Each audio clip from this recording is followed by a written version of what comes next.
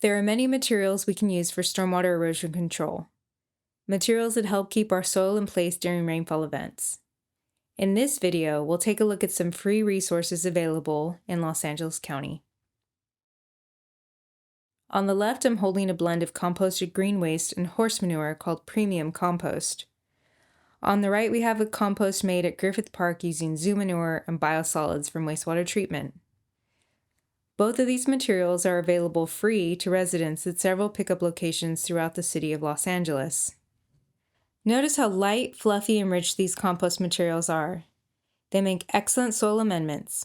They're finely screened, designed to mix into the soil to increase organic matter that contains humus that helps bind heavy metals, improve soil structure, and provide other long-term benefits. At the pickup locations, you can also find a coarse-grained premium composted mulch material. The coarse-grained material has larger particles that create a durable, porous surface mulch, helping reduce evaporation and protect soil structure, while fine-grained premium compost has smaller particles that integrate more readily into soil, making it better suited for incorporation. Now compare that to wood chips. Wood chips are freshly shredded wood, high in carbon, and great as feedstock for making compost, but they don't provide the same erosion control benefits. Side by side, you'll see our compost blends contain fine, dense material that helps them adhere to the soil surface, staying in place and allowing water to infiltrate instead of running off. When we apply composted mulch cover across bare ground, we dramatically reduce rills, channels, and erosion that occur when rain carries soil away. Wood chips, however, are lighter, larger, and shift easily as water flows over the soil surface.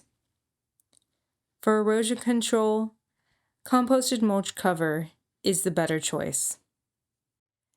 Next, let's look at how to apply these recycled organic materials around your home.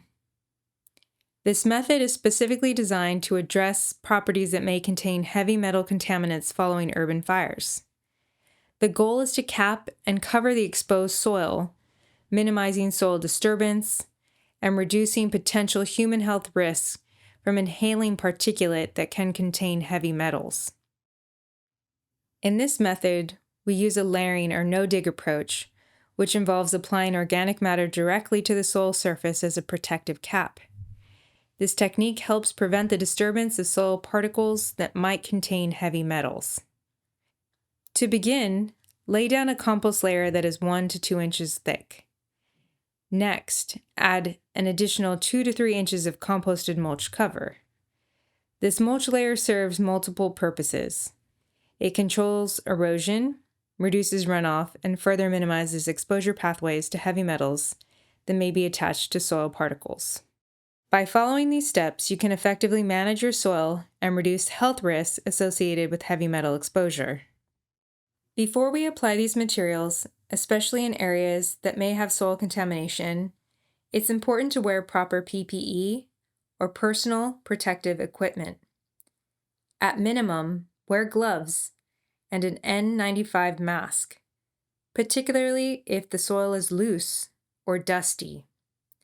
This reduces inhalation of particles that may contain heavy metals or other contaminants. If you have completed soil testing and your soil has elevated lead levels above the state guidelines of 80 parts per million or has other elevated heavy metals present, consider using a P100 respirator and disposable gloves when working in the soil.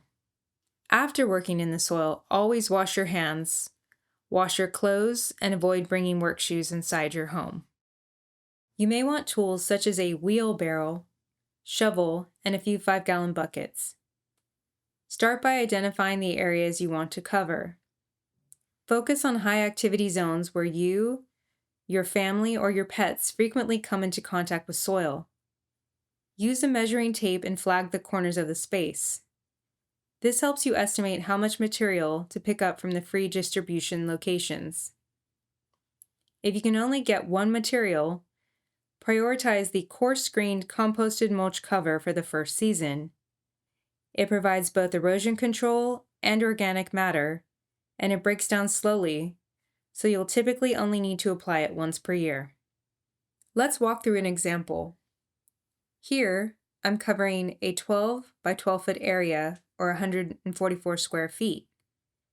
This could be a play area, a dog run, or any space where you want a protective barrier between soil and people at your residence.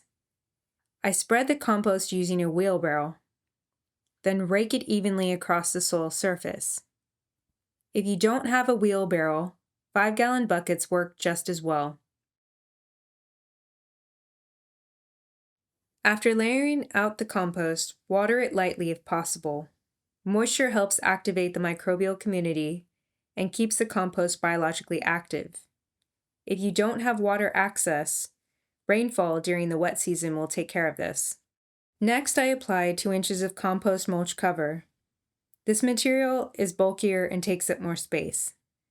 I spread the mulch cover evenly across the area, again using a rake to achieve a uniform layer. Once composted mulch cover is in place, you can return later, whenever you have the time and capacity to add more compost beneath it. Then pull the mulch cover back into place. Simply rake back the mulch cover until the soil surface is exposed.